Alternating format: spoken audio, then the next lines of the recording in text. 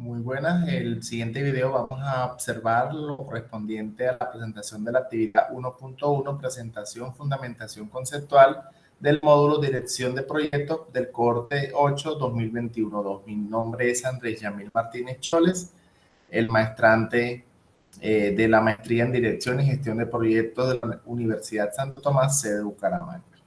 Aquí tenemos unas preguntas orientadoras que fueron suministradas para el desarrollo de la actividad.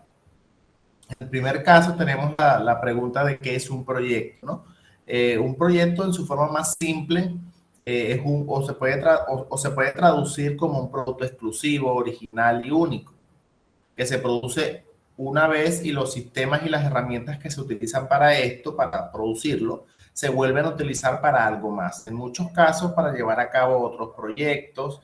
La mayoría de los productos y servicios se producen mediante algún sistema de producción. Entonces, cuando estamos hablando con relación a un proyecto, hacemos alusión a eso, a un esfuerzo temporal que se realiza para producir un bien o un servicio que está relacionado o que se materializa a través de un sistema de producción. Estos sistemas de producción toman ciertas unidades no integradas y las montan o las combinan de forma integrada para crear ese producto final o ese servicio final. Entonces, estas unidades no integradas hacen referencia a que pueden ser materias primas como agua. En el caso, por ejemplo, si hablamos de producir un producto alimenticio, un producto panificado, agua, harina, azúcar, ¿verdad?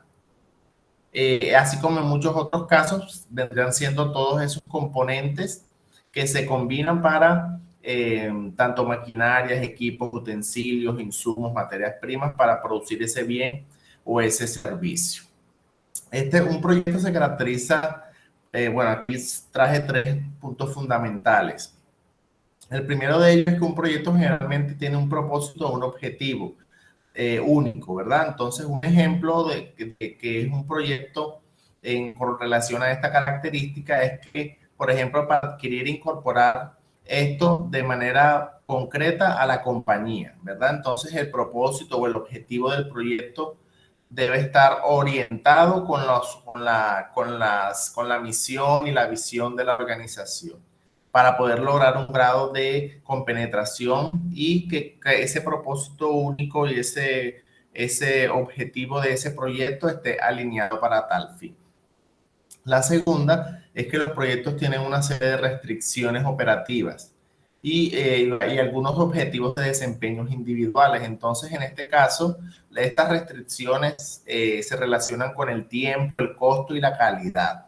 Calidad o en términos de desempeño también. Entonces, la mayoría de los proyectos tienen que terminarse en un tiempo acordado, sin superar cierto costo y bajo el estándar o el nivel de desempeño o calidad que haya sido determinado para ese entregable, ¿verdad?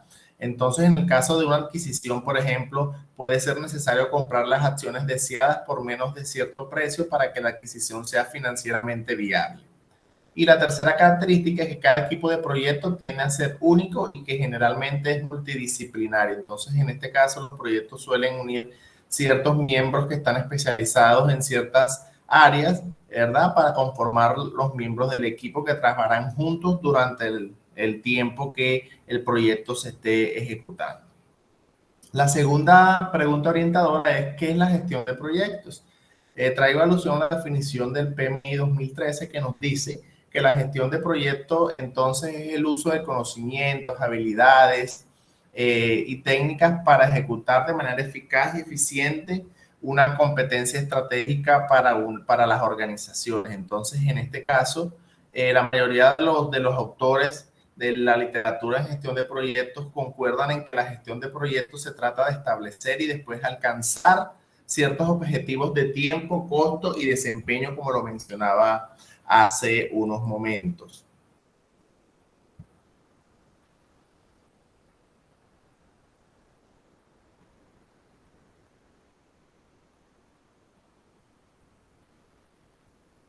Bien, entonces en este caso, la definición es que según estos autores se incluyen una serie de variables progresivas como la seguridad, que cobra más y más importancia como resultado del aumento de las disposiciones de los países, ¿verdad? Entonces, la gestión de proyectos se encarga de eso, de mirar la forma adecuada para establecer y alcanzar o superar el objetivo en el tiempo, costo y calidad deseado.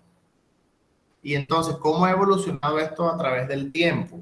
Aquí traje 5 puntos que pude resumir referente a esta pregunta orientadora y son los siguientes. Entonces, bueno, el ser humano se ha embarcado en proyectos a lo largo de toda su estancia sobre la Tierra.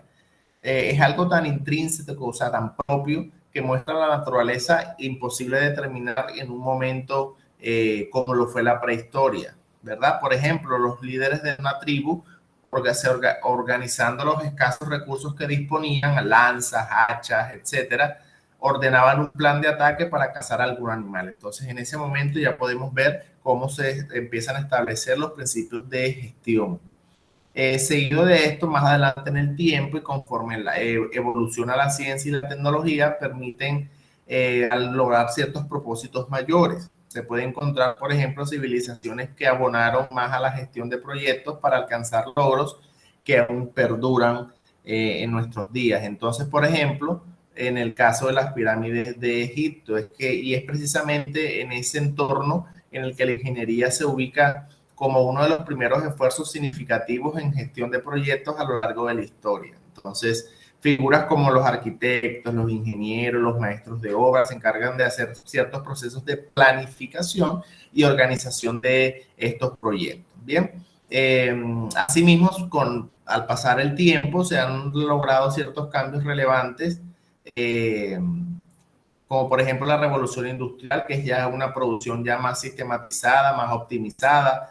Los recursos pues, cada vez son mayores y se profundiza en los distintos recursos como los humanos, los técnicos, los materiales, los tecnológicos, etc. Entonces, al día de hoy, por ejemplo, el ingeniero Henry Gantt, el considerado padre o precursor de la gestión de proyectos moderna, a inicios del siglo XX desarrolla un conocido como diagrama de Gantt, como alternativa de armonograma propuesto para hacer hoy día todo un éxito en la práctica, siendo utilizado en tareas relevantes como la construcción de barcos o cualquier otro tipo de actividad que involucre ciertos procesos y ciertos recursos. Ya más adentrado a nuestros días, no obstante, con los cambios y los avances de las tecnologías de la información y la comunicación, surgen softwares y aparecen enfoques más evolucionados y específicos que proponen pues, ciertos métodos para gestionar estos proyectos. Entonces, esto con relación a esta pregunta. La siguiente, ¿cuál es la importancia de la dirección y la gestión de proyectos? Entonces, algunas de las importancias asociadas a la utilización de esta área del conocimiento se puede mencionar la siguiente. En el primer caso, los proyectos son necesarios para la evolución de las organizaciones y la gestión de proyectos y el conjunto de herramientas que le permite a los proyectistas alcanzar ciertos criterios de éxito. La gestión de proyectos alienta a los empleados a producir una gama de productos. Ahí me faltó la palabra productos o servicios. Entonces, en este caso, gracias a la comunicación entre estas partes interesadas y compartir ese propósito en común, ayuda a superar ciertos límites para producir entonces, de acuerdo al objetivo misional de la organización, ese conjunto de bienes o servicios.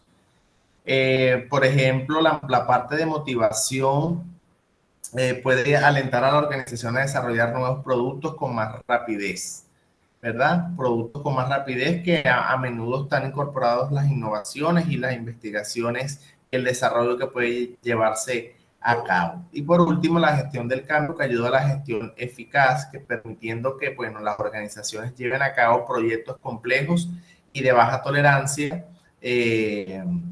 siendo entonces menos riesgosos. La siguiente pregunta es cómo el entorno puede impactar a los proyectos. La influencia a la que se puede ver sometido un proyecto puede darse por factores ambientales, por ejemplo, que suelen generarse fuera del ámbito del proyecto y frecuentemente fuera de las organizaciones que gestan estos proyectos. Y la otra parte que son los activos de procesos, que son, bueno, son internos a la organización y pueden generarse dentro de la propia organización, como por ejemplo los portafolios, los programas, otros proyectos o la combinación de estos. Entonces el entorno como tal vendría siendo un ámbito importante dentro del impacto de los proyectos, debido a que pueden gestarse tanto internamente como externamente. Los que están ubicados de manera externa, el proyecto no los puede controlar. Entonces toca que adaptarse a esos cambios, por ejemplo, reglamentarios, ambientales, fiscales, etcétera. Y los internos, que ya hacen referencia a procesos, políticas y, digamos, la gestión del conocimiento de manera interna. Finalmente, la pregunta que es un PMO y qué aporta la empresa. Este PMO es el acrónimo de Project Management Office, que es una parte que se crea en muchas organizaciones multinacionales y de gran envergadura, que es como la oficina que maneja, apoya, controla e interviene en los proyectos. Entonces, esta es una oficina que debe contar con un capital humano altamente calificado, ¿verdad? Que conozca la cultura de la empresa, los estándares en proyectos, que conozcan el entorno del negocio, ¿verdad? Entonces, gracias a esta oficina se mantiene un carácter homogéneo en cuanto a los proyectos que emprenda la organización, vinculando estos proyectos de forma orgánica a la estructura del negocio. Entonces, ¿qué aporta a las organizaciones? Integrar la gestión de proyectos, proporcionar herramientas de gestión, asesoría, consultoría, capacitación y supervisar los ciclos de los proyectos, desde el momento de su aprobación hasta que se oficializa su cierre. Y está la bibliografía consultada para la realización de esta actividad. Muchísimas gracias.